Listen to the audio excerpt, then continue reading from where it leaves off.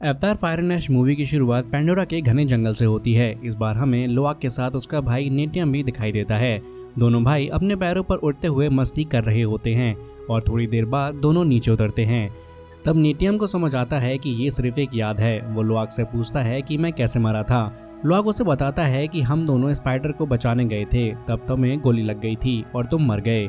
इस पर नेटियम कहता है कि अगर भाई को बचा लिया तो इसका कोई दुख नहीं है, इसलिए तुम भी इतना सीरियस मत लो।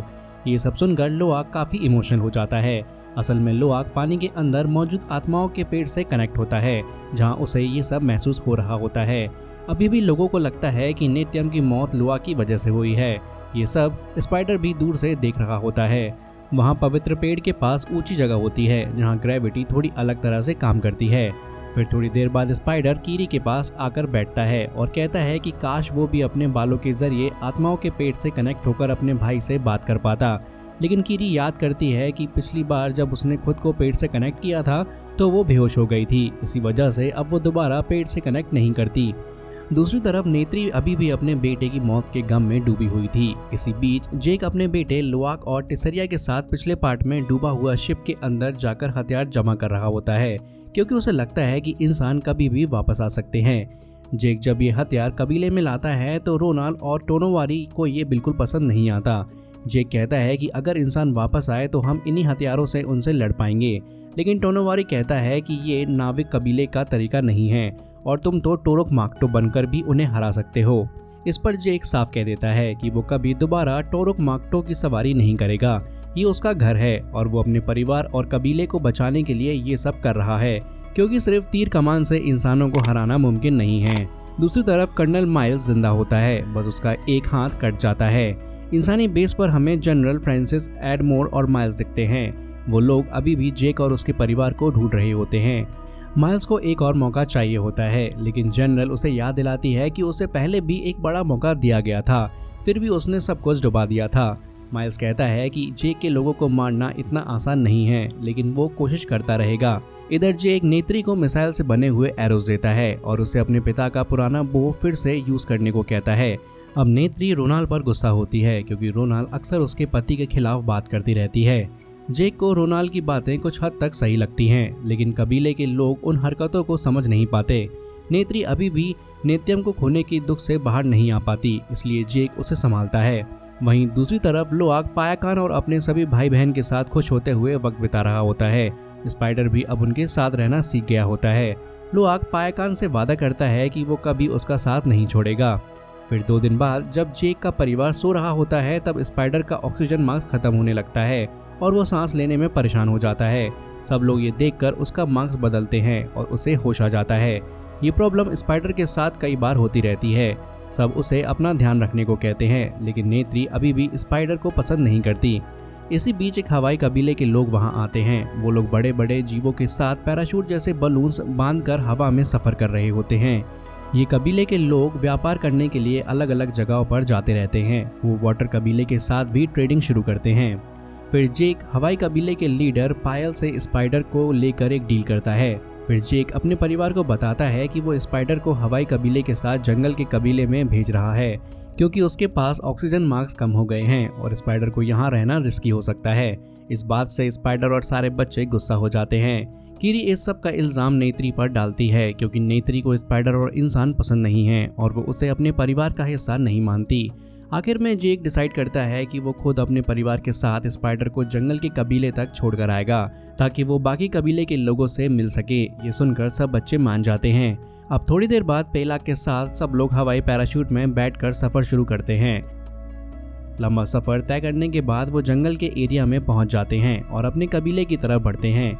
इसी दौरान माइल्स को उनके बारे में पता चल जाता है। उसे पैराशूट के अंदर स्पाइडर भी दिख जाता है।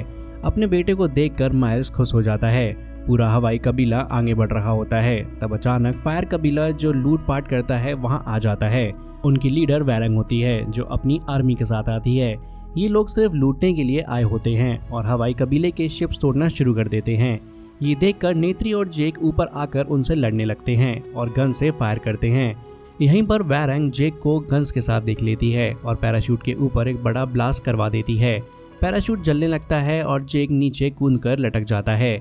फिर वैरंग नेत्री पर एरो चलाकर उसे घायल कर देती है, लेकिन नेत्री का इकरान उसे वहां से बचाकर ले जाता है। इसी दौरान सारे बच्चे कीरी के इकरान पर बैठकर नीचे उतरते हैं। हवाई कबीले का पूरा शिप धरती पर क्रैश हो जाता है और बच्चे उसके पास गिर जाते हैं।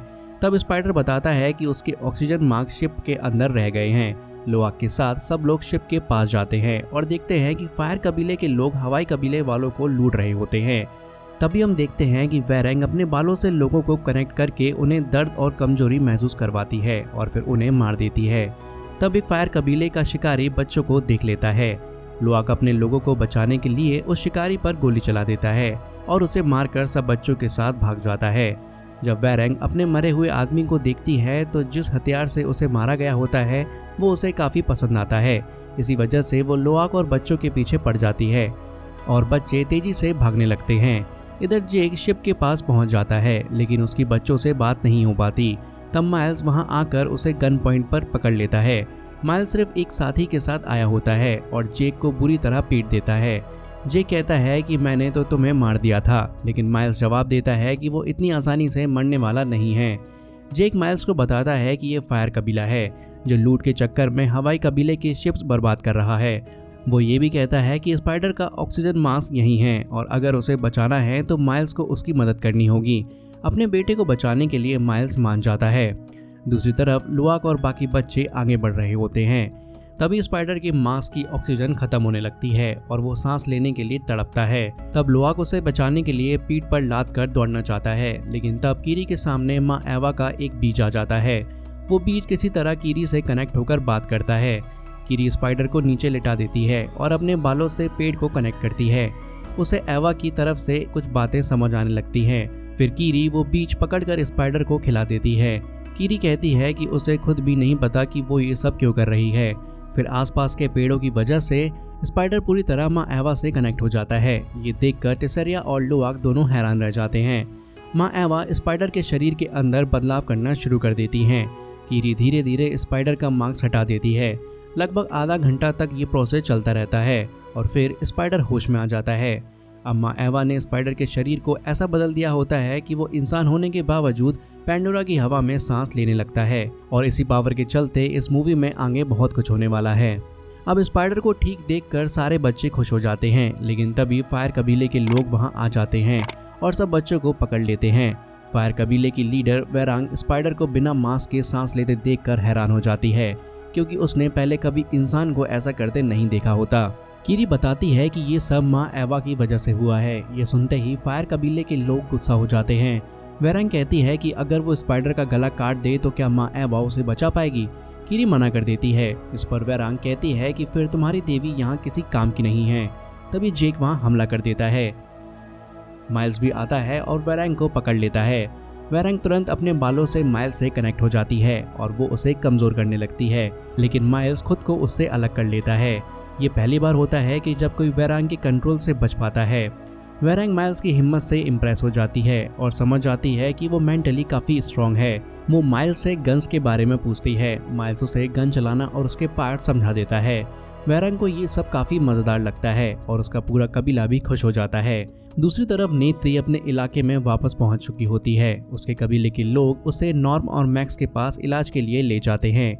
उधर जेक और उसका पूरा परिवार और माइल्स बंधे हुए होते हैं। वो देखते हैं कि वैरांग एक खास काढ़ा पिलाने के बाद अपने हाथ का निशान दिखाकर अपने लोगों को नशा करवाती है।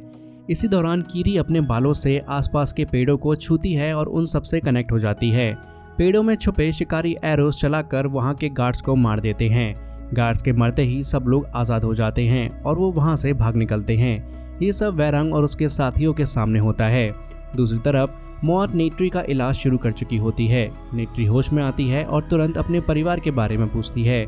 उधर जेक और माइल्स बच्चों को काफ़ी दूर ले जा चुके होते हैं, जहां बच्चे आराम करते हैं और सो जाते हैं।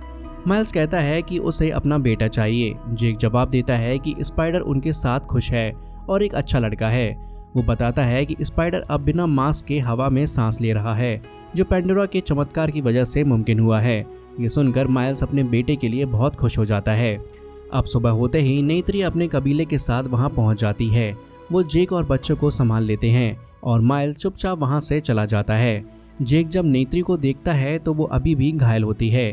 तब नॉर्म और बाकी लोग स्पाइडर को बिना मास्क के देखकर हैरान रह जाते हैं, जबकि स्पाइडर खुशी से मुस्कुरा रहा होता है। दूसरी तरफ पार्कर भी वापस आ चुका होता है। माइल्स वहां आकर सबको स्पाइडर के बारे में बताता है और जनरल फ्रांसिस भी जेक और उसके लोगों को खत्म करना चाहती है, लेकिन सबके अपने अपने प्लान्स होते हैं।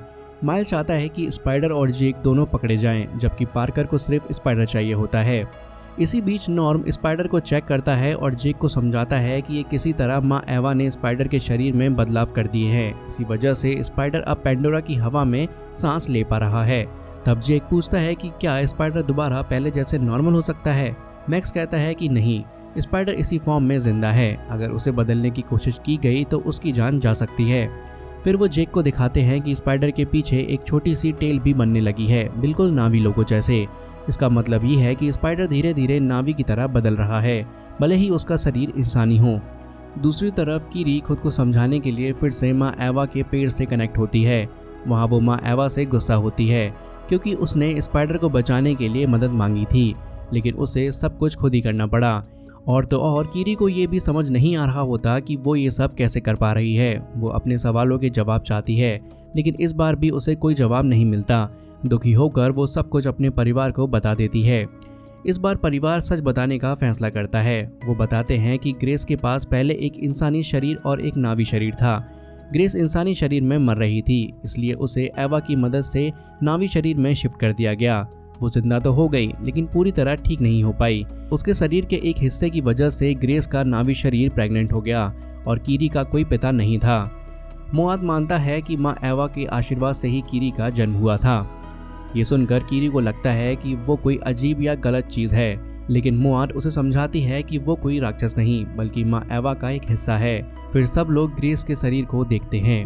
जे कीरी से कहता है, बेटा हमेशा याद रखना कि मैं तुम्हारा पिता हूँ। ये सुनकर कीरी खुश हो जाती है। सब लोग कीरी से कहते हैं कि माँ एवा पर भरोसा रखो, लेकिन कीरी का भरोसा टूट चुका होता है। वो फैसला करती है कि वो दोबारा कभी किसी पेड़ से कनेक्ट नहीं करेगी, क्योंकि बार बार ऐसा करना उसकी जान के लिए खतरनाक हो सकता है। उधर स्पाइडर पर कई एक्सपेरिमेंट्स किए जा रहे होते हैं। नेत्री जेक से कहती है कि स्पाइडर को मार दो, वरना लोग उसे जिंदगी भर एक्सपेरिमेंट्स के लिए यूज करते रहेंगे। लेकिन जेक साफ मना कर देता है कि स्पाइडर उसका बेटा है और वो कभी ऐसा होने नहीं देगा। वहीं दूसरी तरफ सैम अपनी टीम के साथ टुलकुन का शिकार करना शुरू कर देता है। 1 महीने बाद जेक वापस वाटर कबीले में आता है। वहाँ रोनाल उसे टुलकुन के शिकार के बारे में बताती है। रात के टाइम टुलकुन का परिवार कबीले में आता है और टोनोवारी उनसे बात करता है। टोनोवारी अभी भी पायकान को कबीले में वापस लेने से मना कर देता है, क्योंकि पायकान ने दुश्मन के शिप्स पर हमला किया था। वाटर कबीला शांति में विश्वास रखता है। पायकान ये बात मान लेता है और कबीले से हमेशा के लिए दूर रहने का फैसला करता है। वो सबसे अलग रहने का वादा करके वहाँ से चला जाता है। इस बात से लोआक बहुत गुस्सा हो जाता है, क्योंकि कोई भी पायकान की पूरी बात समझना नहीं चाहता।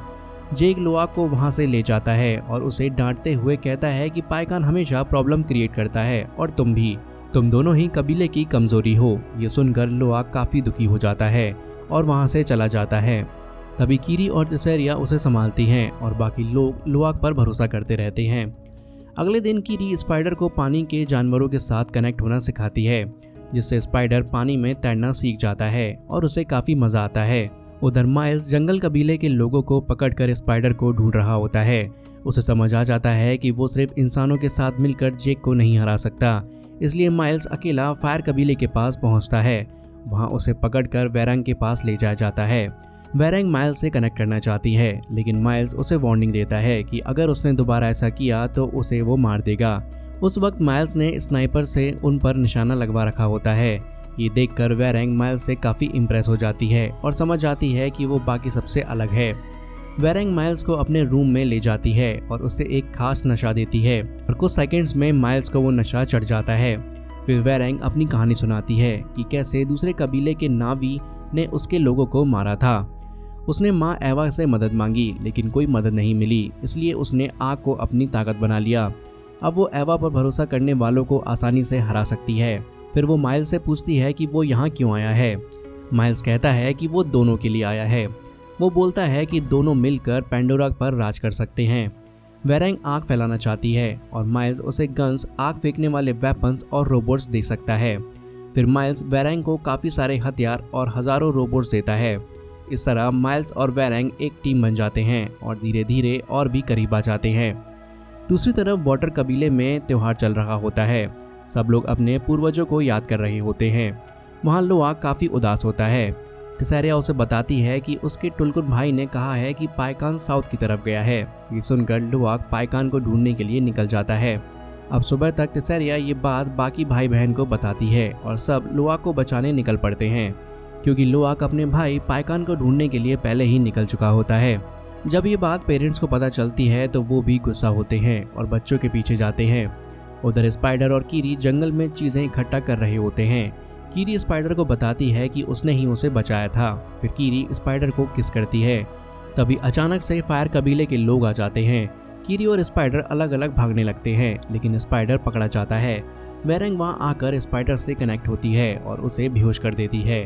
फिर वो स्पाइडर को अपने साथ ले जाते हैं। अब कीरी जेक को बताती है कि इस बार इंसान फायर कबीले के साथ मिल चुके हैं। वैरेंग और माइल्स अपनी आर्मी के साथ आगे बढ़ते हैं और गांव के घर जलाने लगते हैं। जेक उनके सामने आ जाता है और कहता है कि मुझे ले जाओ, लेकिन मेरे लोगों को छोड़ दो। तब माइल्स कहता है कि उसे जेक के साथ नेत्री भी चाहिए, लेकिन कबीले के लोग जेक और नेत्री का साथ देने के लिए तैयार हो जाते हैं। लेकिन माइल्स कहता है कि वो कोई खून खराबा नहीं चाहता। जेक उसे समझाता है कि अगर तुम लड़ना नहीं चाहते तो मेरी बात मानो, क्योंकि ये लोग अपने लोगों के लिए कुछ भी कर सकते हैं। आखिरकार माइल्स मान जाता है। विंगी प्रॉमिस करता है और जेक को पकड़कर ले जाता है। नेत्री ये सब देखकर बहुत दुखी होती है। फिर थोड़ी देर बाद माइल्स फायर कबीले के लोगों को इंसानी बेस पर ले आता है। वहाँ इंसान उनकी फोटोज लेने लगते हैं और नावीज ये सब कुछ देखकर हैरान हो जाते हैं। तभी वहाँ जनरल फ्रांसिस आती है और वो जेक को देखकर खुश नहीं होती और वैरेंग का वहाँ होना उसे बिल्कुल भी पसंद नहीं आता। माइल्स कहता है कि ये सब वैरेंग की वजह से हुआ है। जेक को एक ट्रॉफी की तरह सबके सामने दिखाया जाता है। इसके अलावा माइल्स जनरल फ्रांसिस और वैरेंग को हीरो माना जाता है। इसी बीच स्पाइडर पर अलग अलग टेस्ट शुरू हो जाते हैं ताकि पता लग सके कि वो पेंडोरा की हवा में कैसे सांस ले पा रहा है। उधर लोआक पानी में आगे बढ़ रहा होता है। तब कुछ खतरनाक शिकारी मछलियां उस पर हमला कर देती हैं। लोआक पूरी कोशिश करता है बचने की, लेकिन वो उसे मारने वाली होती हैं। तब एक बड़ा समुद्री जीव आकर उन मछलियों को खा जाता है। थोड़ी देर बाद लोआक को होश आता है और टिसेरिया उसे बचा लेती है। फिर वो टिसेरिया के टुलकन के साथ पाइकान की तरफ जाने के लिए निकलते हैं। उधर इंसानी बेस पर स्पाइडर गुस्से में होता है। माइल्स आकर उससे बात करने की कोशिश करता है, लेकिन स्पाइडर बात नहीं करता। तब माइल्स स्पाइडर को उसका इंसानी बैज वापस देता है और उसकी तारीफ करता है। वो कहता है स्पाइडर बहुत बहादुर है और बिल्कुल अपनी माँ जैसा है, जो उनकी टीम की सबसे खतरनाक औरत थी। ये सुनकर स्पाइडर इमोशनल हो जाता है और इस बार अपने पिता का बैज भी ले लेता है। फिर स्पाइडर चुपचाप रूम के स्क्रूज निकालकर एक फेक एक्सीडेंट प्लान करता है ताकि मौका मिलते ही वहाँ से भाग सके। इसी बीच लोआक पाइकान से मिलता है। पाइकान उसे बताता है कि उसने अपने एक भाई को ढूंढ लिया है जो जिंदा बच गया था। उस भाई का नाम टैनॉग होता है। जब टैनॉग सामने आता है तो उसके शरीर में कई इंसानी हथियार फंसे होते हैं, जिसकी वजह से वो बहुत घायल होता है। दूसरी तरफ सैम टुलकन के एक बहुत बड़े झुंड को ढूंढ लेता है। ये टुलकन वाटर कबीले की पवित्र आत्मा के पास इकट्ठा होने वाले होते हैं और अब सैम और उसकी टीम उन सबको मारकर उनका अमृत पाना चाहते हैं, जिससे कि इंसान की उम्र का बढ़ना रोका जा सकता है। वहीं पर टॉम नाम का एक आदमी इस बात का विरोध करता है। वो कहता है कि टुलकुन पेंडोरा की सबसे रेयर प्रजाति है। अगर उनके झुंड का शिकार हुआ तो पूरी प्रजाति खत्म हो सकती है। वो बहुत इंटेलिजेंट होते हैं और अपने गाने बनाकर आपस में बात भी कर सकते हैं, इसलिए उन्हें मारना गलत है। लेकिन सैम और जनरल टॉम की बात नहीं मानते और उसे वहाँ से भगा देते हैं। फिर हमें स्पाइडर दिखाई देता है जो अपने रूम से भाग चुका होता है। इसी वक्त नेत्री बेस के बाहर के नेवल गार्ड्स को मारकर उनकी डिवाइसेस ले लेती है और चुपके से बेस के अंदर घुस जाती है। उधर माइल्स और वैरांग साथ में आराम कर रहे होते हैं। तब नेत्री अपने मिसाइल वाले एरो से ब्लास्ट करना शुरू कर देती है और ये सब कुछ जेक भी देख लेता है। तब टॉम एक बड़ी मशीन का यूज़ करके जेक को उसकी कैद से आज़ाद करवा देता है और दोनों वहाँ से भाग निकलते हैं। भागते हुए टॉम जेक को बताता है कि अगले दिन टुलकुन के कबीले पर हमला होने वाला है और जेक को उन्हें बचाना होगा। ये कहकर टॉम वहाँ से चला जाता है। फिर थोड़ी देर बाद जेक को दुश्मन घेर लेते हैं। तब स्पाइडर सबके सामने आ जाता है और कहता है कि तुम लोग मुझे नहीं मार सकते। पार्कर स्पाइडर को देखकर कहता है कि उसे मत मारो क्योंकि उस पर अभी एक्सपेरिमेंट्स बाकी हैं। इसी बीच नेत्री वहां पहुंच जाती है और जेक और स्पाइडर दोनों को वहां से ले जाती है और तीनों जंगल में काफ़ी दूर तक भाग जाते हैं। जंगल में जेक नेत्री से कहता है कि शायद तुम पहले सही कह रही थी, इंसान अब स्पाइडर को देख चुके हैं और वो उसे पकड़कर तब तक एक्सपेरिमेंट्स करेंगे जब तक वो ये नहीं समझ आते कि इंसान पेंडोरा की हवा में कैसे सांस ले सकते हैं। अगर इंसान ये सीख गए तो वो यहाँ रहना शुरू कर देंगे और पहले नावी को ख़त्म कर देंगे, फिर पूरे ग्रह को भी बर्बाद कर देंगे, जैसे उन्होंने धरती के साथ किया था। तब जेक कहता है कि इस सब को रोकने के लिए शायद स्पाइडर को मारना पड़ेगा। नेत्री याद दिलाती है कि स्पाइडर ने ही उनकी जान बचाई थी। जेक पेंडोरा को बचाने के लिए स्पाइडर की कुर्बानी देने का फैसला करता है और चाकू निकालता है, लेकिन वो स्पाइडर को मार नहीं पाता। नेत्री अब खुश होती है और स्पाइडर को अपना बेटा मान लेती है। जेक कहता है कि वो हमेशा स्पाइडर को बचाते रहेंगे और नेत्री इस बात पर मान जाती है। फिर कुछ देर बाद जेक टोरोक माक्टो के पास जाता है और उसकी मदद से पेंडोरा को बचाने के लिए तैयार हो जाता है। फिर सब लोग वाटर कबीले के पास आते हैं। जब टोरोक माक्टो आता है तो सब लोग झुक जाते हैं। जेक सबको खड़ा करता है और कहता है कि एक बड़ा खतरा आ रहा है, टुलकुन भी हमारे साथ हैं, इसलिए हमें ज़्यादा मदद चाहिए। टोनोवारी के साथ मिलकर जेक आसपास के सभी कबीले टोरोक माक्टो के नाम पर बुलवाता है। हजारों नावी मदद के लिए आ जाते हैं, लेकिन जेक जानता है कि ये भी काफ़ी नहीं है, इसलिए वो टुलकुन से मिलता है और उन्हें बताता है कि इंसान उन्हें मारने आ रहे हैं। टुलकुन शांति से रहने का फैसला करते हैं और लड़ने को तैयार नहीं होते। तब पायकान बच्चों के साथ आता है और बताता है कि उसके भाई के साथ इंसानों ने ऐसी हालत की है, अगर इंसान जिंदा रहे तो टुलकुन जल्दी ख़त्म हो जाएंगे। इसके बाद टुलकुन के बड़े लोग वहाँ से चले जाते हैं, ये कहकर कि वो इसके बारे में बाद में डिसीजन लेंगे। अब अगले दिन माइल्स जनरल फ्रांसिस और सैम से मिलता है। जनरल फ्रांसिस कहती है कि तुम जेक के पीछे पड़ो, इसलिए तुम हमारे साथ नहीं आ सकते। माइल्स कहता है कि अगर तुम्हें स्पाइडर चाहिए तो पहले जेक को पकड़ना होगा। जनरल फ्रांसिस माइल्स को रुकने के लिए कहती है। फिर कुछ देर बाद इंसान बड़े बड़े शिप्स लेकर मैग्नीट्यूड वाली जगह पर टुलकुन का शिकार करने आते हैं। वो पानी और आसमान दोनों तरफ अपने शिप्स भेजते हैं और टुलकुन को मारने के लिए तैयार हो जाते हैं। तभी बड़े टुलकुन मदद के लिए आते हैं और इंसानों के शिप्स पर हमला करके उन्हें तबाह कर देते हैं। नावी आसमान और पानी दोनों तरफ से अपनी आर्मीज के साथ आगे बढ़ते हैं और इंसानों को मारते हैं। इसी वजह से इंसान कमज़ोर पड़ने लगते हैं। तब कर्नल माइल्स अपनी फायर कबीले की आर्मी के साथ बिना बताए आ जाता है और अपने हथियारों के धमाके से नावी को मारना शुरू कर देता है। नावी कमज़ोर हो जाते हैं। ये देखकर जेक के बच्चे दुखी हो जाते हैं और कीरी एवा की मदद के लिए पानी में कूद जाती है और स्पाइडर भी उसके पीछे चला जाता है। कीरी माँ एवा के पास पहुंचकर मदद मांगती है, लेकिन आगे नहीं बढ़ पाती। तब स्पाइडर पहली बार आत्मा के पेड़ से कनेक्ट होता है और कीरी के साथ आगे बढ़ता है और फिर थोड़ी देर बाद कीरी की छोटी बहन भी पेड़ से कनेक्ट हो जाती है और फिर तीनों माँ एवा के पास जाकर मदद मांगते हैं। वहाँ हमें पहली बार माँ एवा की झलक दिखाई देती है। अब बाहर जेक और उसकी टीम की हालत खराब हो चुकी होती है। रोनल भी काफ़ी घायल होती है। नेत्री उसे संभालती है और देख लेती है कि रोनल माँ बनने वाली है। नेत्री की मदद से रोनल एक लड़की को जन्म देती है जिसका नाम प्रल रखती है। अब रोनल मरने वाली होती है और नेत्री को बच्ची का ध्यान रखने के लिए जिम्मेदारी देती है। फिर रोनल मर जाती है। इसी वक्त माइल्स और वेरांग वहां आ जाते हैं और नेत्री को पकड़ लेते हैं और जेक दूर से ये सब कुछ देख रहा होता है। वहीं दूसरी तरफ सैम अपनी आर्मी के साथ टुलकुन को एक जगह इकट्ठा कर चुका होता है। फिर माँ एवा के असर से पूरा पेड़ चमकने लगता है और कुछ खतरनाक जानवर आते हैं जो माँ एवा और कीरी से कनेक्टेड होते हैं। कीरी उन्हें इंसानों को ख़त्म करने के लिए हुक्म देती है। जानवर तेजी से आगे बढ़ते हैं और इंसानों को मारकर खाने लगते हैं और उनके शिप्स तबाह हो जाते हैं। इसी वजह से सैम भी पानी में गिर जाता है और तब टोरोक आता है और सैम को पकड़कर पानी की गहराइयों में ले जाता है। दूसरी तरफ स्पाइडर माइल्स के पास जाता है और कहता है कि अगर तुम्हें मैं चाहिए तो नेत्री को छोड़ना पड़ेगा और माइल्स इस वजह से मान जाता है। तब जेक वहां आ जाता है और लड़ाई शुरू हो जाती है।